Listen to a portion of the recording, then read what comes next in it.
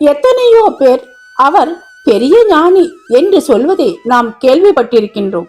ஆனால் உண்மையில் ஞானம் என்றால் என்ன, அஞ்ஞானம் என்றால் என்ன? ஸ்ரீராமரின் போதனையில் ஞானம் என்பது அறிவு, புரிதல், வெளிச்சம்.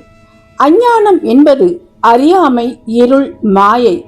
ஆனால் ஸ்ரீராமர் சொல்வது இதைவிட ஆழமானது. ஒரு நாள் லக்ஷ்மணன் ஸ்ரீராமரிடம் கேட்டான், அண்ணா, வசிஷ்டர் மாதிரி பெரிய ஞானியும் புத்திர சோகத்தில் எவ்வளவு துடிக்கிறாரே, இது என்ன விந்தை என்று கேட்டார். அதற்கு ஸ்ரீராமர் மெதுவாக சிரித்தார். அவர் சொன்னார், தம்பி, யாரிடமும் ஞானம் இருக்கின்றதோ அவரிடம் அஞ்ஞானமும் இருக்கும். யாரிடம் வெளிச்சம் இருக்கிறதோ அவரிடம் இருளும் இருக்கும்.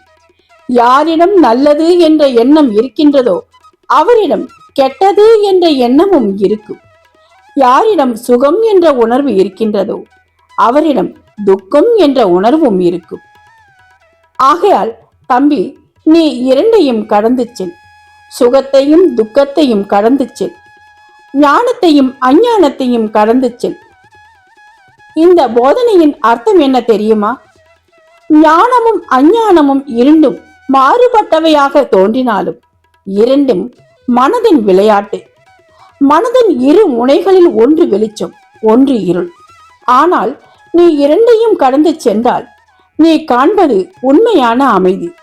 அதுதான் ஸ்ரீராமரின் செய்தி. ஞானமும் வேண்டாம், அஞ்ஞானமும் வேண்டாம். அவற்றை தாண்டிய உண்மை விழிப்பு வேண்டும். இதுதான் தெய்வீகத்தின் பாதை. இதுதான் ஞானத்தின் உச்சம். ஸ்ரீராமர் சொன்னது போல இரண்டையும் கடந்து செல். இந்த உண்மையை மனதில் பதிய வைத்து விட்டால் வாழ்க்கையில் எந்த சோகமும் எந்த மகிழ்ச்சியும் உன்னை ஆட்கொள்ளாது. நீயே அமைதியின் வடிவமாக மாறி விடுவாய்.